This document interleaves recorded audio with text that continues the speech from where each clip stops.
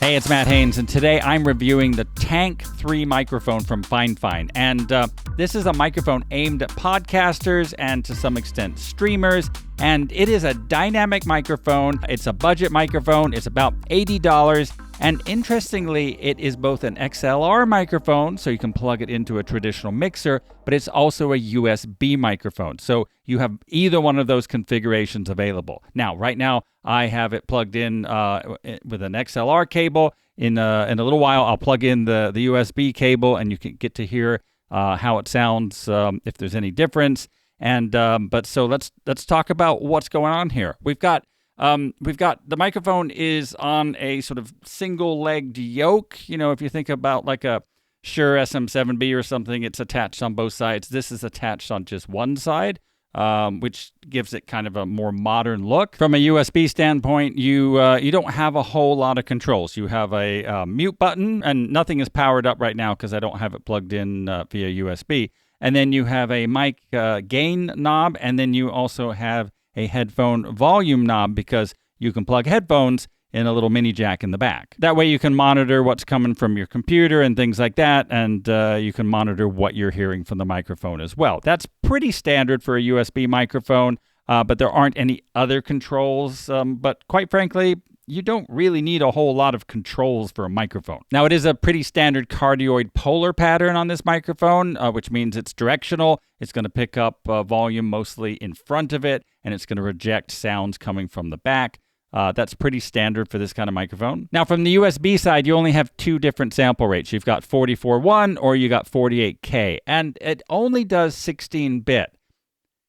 You know, in reality, that's not a big deal in most cases because you're going to hear environmental and background noises way more than you would hear any noise associated with 16-bit versus 24-bit, but it's just something to keep in mind. But again, also, it goes for about $80. So now Fifine, and it is Fifine, even though it looks like it's Fifine. They did assure me that it's pronounced Fifine. They've positioned this microphone as kind of the microphone that you never need to upgrade. And the idea is that when you're just starting out, you'll plug in a USB microphone because you don't have any other equipment, and you can just plug that right into your computer. But as you get fancy, you're going to be using XLR mics and plugging it into mixers and maybe using compressors and things like that. And so it allows you to do both. So you can see from the little green light up there that I have the USB plugged in now, and I'm recording with the USB circuit, but I'm also recording with the XLR output. I think that's kind of interesting that this microphone actually allows you to use both at the same time. It's not an either-or situation. And that's really handy for actually comparing if there's a sound difference between the XLR output going through an external, preamp versus the USB circuitry. And I've found that there is a difference, and this kind of blew me away. The XLR connection has a little bit more low end than the USB connection. So anyway, I'm going to play a little segment from each connection, the exact identical audio, so that you can hear the difference. Now, you might need headphones to actually hear the difference. It's not super obvious. It's kind of subtle, but it is definitely there. Now, you might need headphones to actually hear the difference. It's not super obvious. It's kind of subtle, but it is definitely there. Now you're listening to the Fifine K669D, which is an ultra budget dynamic microphone. It goes for about $37. I did review this, I don't know, it's been a few months now, but I thought it would be interesting to compare this since it's from the same manufacturer, but it's obviously quite a bit cheaper. Now, interestingly, I asked my contact over at Fifine, hey, are you using the same diaphragm, the same mic capsule in the K669 as you are the Tank3? And he said, I don't know, and I can't find out, which I thought was interesting. Now, the K669, you could just unscrew the head basket and look at the diaphragm, so it's easy to see the insides. With the Tank3, there's no screws on the outside, and I think the back panel is like glued on, so I'd probably have to destroy the microphone to get at the insides. I'm not going to do that. So I don't know if they're using the same diaphragm or a different diaphragm. I will say, though, that the sound is very different. Now, Fifine makes a big deal about their Tank3 being the smoothest, most even dynamic microphone they've ever made. And I will admit, it is much smoother than the K669, especially in the low end. This can be a little boomy, and especially when you're really close with proximity effect, which I'll show right now.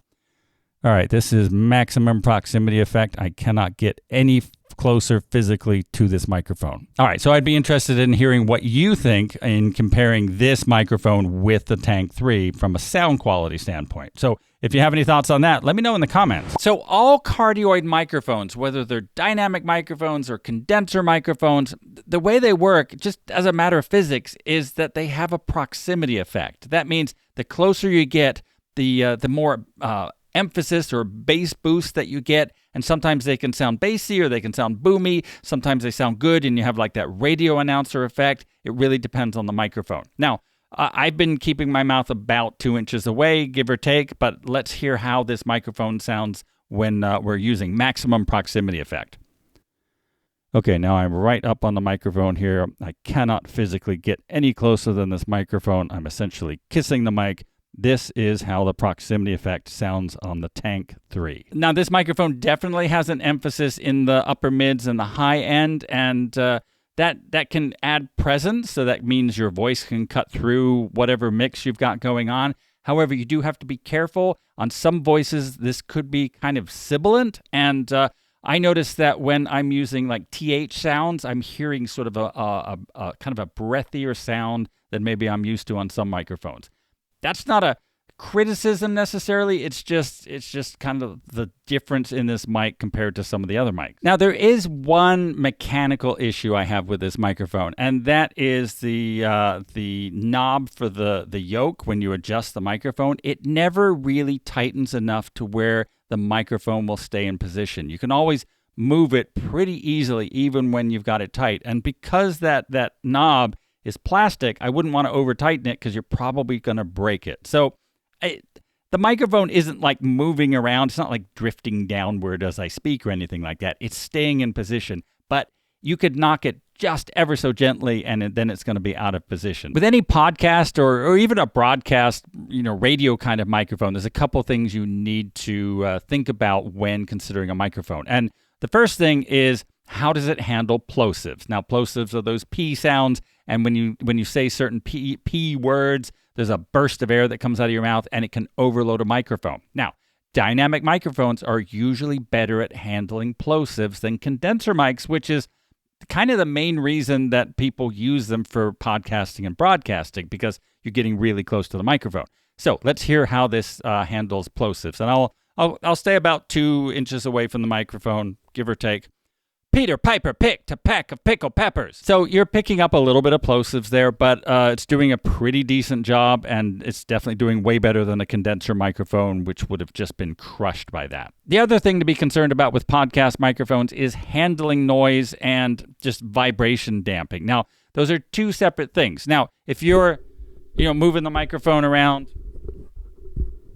that's handling noise, and, obviously some of it can't be avoided if you're being really rough with the microphone, but hopefully there's some sort of shock absorption inside the microphone. The other thing, though, is probably more important, and that's, vibration dampening coming up from your mic stand. Even though I have this microphone on a boom stand, it does tend to send a lot of vibration up from the table through the boom stand, and it would go through the yoke as well. So if the microphone doesn't have any shock absorption in it, then you're definitely going to pick up that. So let's just pound on the table.